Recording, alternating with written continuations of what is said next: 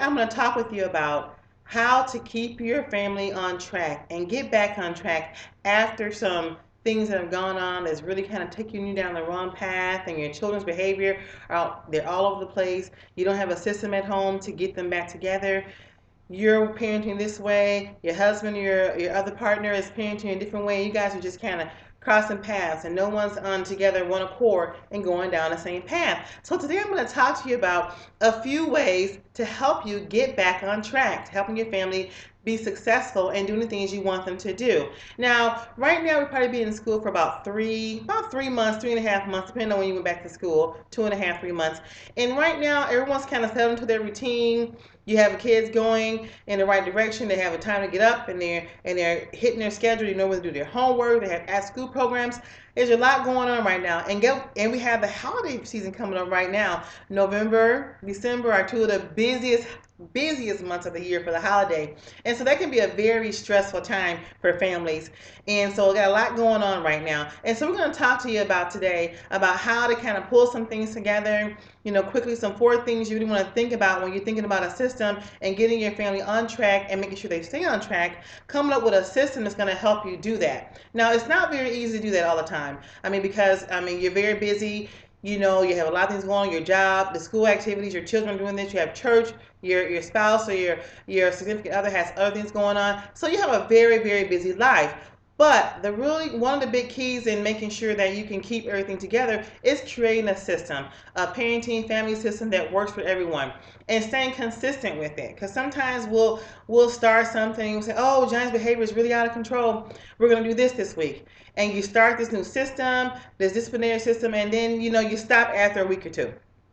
And you say, "Oh, I've tried that, I've done that." No, you really haven't tried it, because you really haven't consistently and hit it for 30 days. You really haven't tried it, so you really don't know if it's going to work. So I'm going to give you 4 tips to help you kind of get your family back on track, because the new year is coming. And I know we always have these New Year's resolutions. I'm going to lose weight this year. I'm going to buy this new car. I'm going to have a new job. I'm going to do all these things this year. But how many of you really think about, my resolution for being a new parent this year is this. Helping my kids get back on track is this. Do you really sit back and think about that? Write down goals for your family and think about how the next year can be better, and what you can do as a parent and as a family to get your family back together and going down that right path to make sure that you're living the life as a family you really, really, really want to live. Because it's possible. No matter what your child has going on, they may have some mental health issues, some behavior issues, and some trauma going on in their life. Maybe there's a divorce, separation going on. There's, moving going on, transition. So things are going on with kids that cause them to behave a certain way. But sometimes as parents and as families, we need to get together and get our family back on track and create a system to help them, with everything that's going on. So I'm going to help you do that today with a couple of things. And hopefully at the end of this video, you'll have some good tips to kind of get you going to the new year, okay? So the first thing I need you to do is to make sure you create a value system. What do you have going on in your home? What do you believe in? What do your children know about your home? Or is it just chaos? You're just kind of living free and we're doing whatever. There's no set values. There's no set understanding about what your expectations of those children are. And what I mean by that, for instance, if you have a value system that education is important, then you have to create systems to make sure that your children understand that education is important to you and to your family success as whole. So that means you're consistent with your homework time. That means you have a homework time that's important to you. That means that you're just involved and into their education as they are. They see your commitment to that. That means that you're signing their planner when they bring it home. You're looking at it. You're seeing what the teachers are saying about what's going on. You actually know what's going on at their school. Do you know as a parent what's going on at your kid's school? Or is it just kind of flat to handle? If no one calls you and says something's going on, they don't email you and the conference is okay, then everything's fine. No, you have to create a value system. So that means what's important to you. What are those important things? Is it important for you to be educated? Are you entrepreneurs?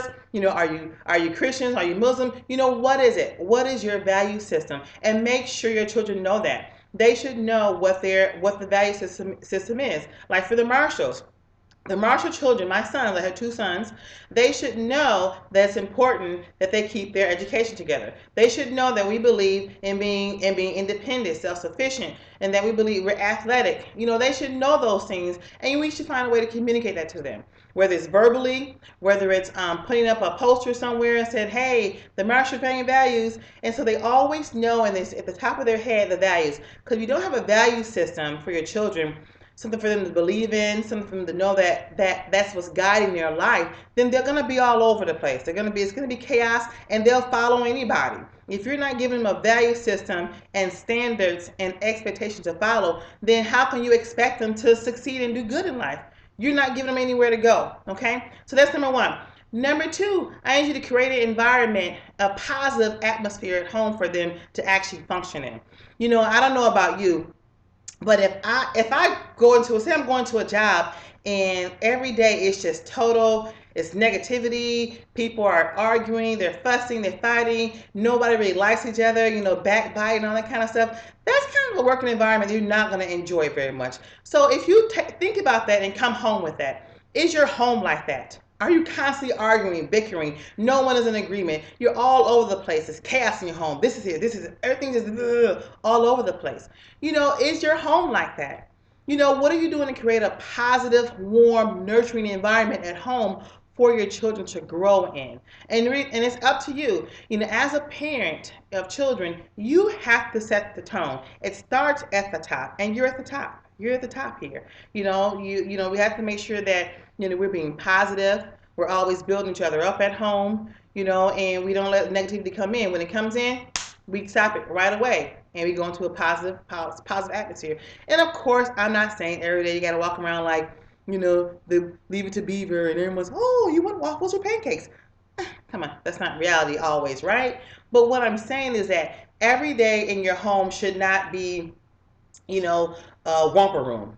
Every day shouldn't be like that. Every day should be chaos, arguing, fighting. It shouldn't be like that in your home every day. So make sure that as a parent, you're taking ownership of that and making sure your children come home to an environment where it fosters creativity. They can focus on their schoolwork. They can become better people, better students, and grow as people because they're in an environment that fosters that for them. It's calming, it's relaxing, and they love to be home. They don't have a problem being home. You have a problem if your child never wants to be at home with you. That's an issue. And it's not something you can't solve. You need to figure out what is going on and why they never want to be at home and fix that, because they need to be at home with you, and they need to be able to be there in a happy home atmosphere, positive, colorful, smelling good, whatever it takes. Just make sure it happens. Now, number three, I need you to gain some order in your home. You need some order in your home. Now, if you have, children who have behavior problems, they're struggling at school, I need you to get some order in your home. That's going to help you make sure you pull everybody in together. Okay, you got to pull them in together. And you have to have a disciplinary system, a reward system, system of how you operate your home. Everyone in that home should know that, and they need to follow that system that you set. Now, they need to know it. Now, you can't just expect them as kids. Well, he knows what I'm talking about. He knows what I mean. He knows he should be doing that. No, no, no. We're doing something new. Remember? New year, new resolution. We're going a different direction. So we're not going to assume that everybody knows what they're supposed to do. We're going to create a system, and we're going to set the system up. People can see it.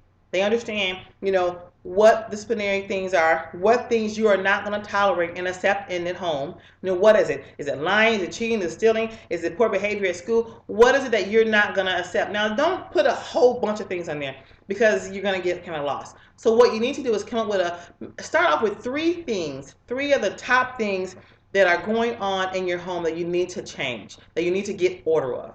Is it your routine in the morning?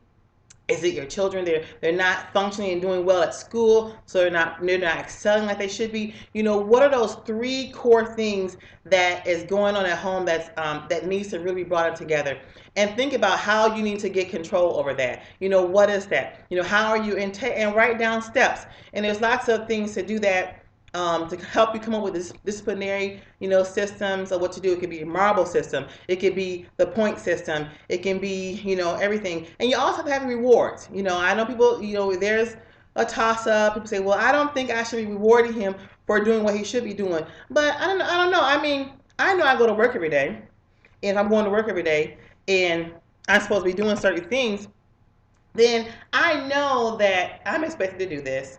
But isn't it nice if you meet a certain goal at some of your jobs that you're rewarded with an incentive or reward?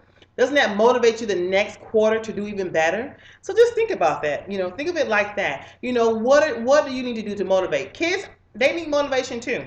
They're not just gonna. Sometimes some kids have a hard time, and maybe some kids they don't need as much motivation as many rewards, but some kids need that extra push, that extra motivation, that extra incentive, like you can do it. And if you do that, this is what you're going to do. And sometimes as parents, we have set up our homes where everything is available all the time: the television, the games, the game systems, the portables, whatever, your iPods, your phones, whatever.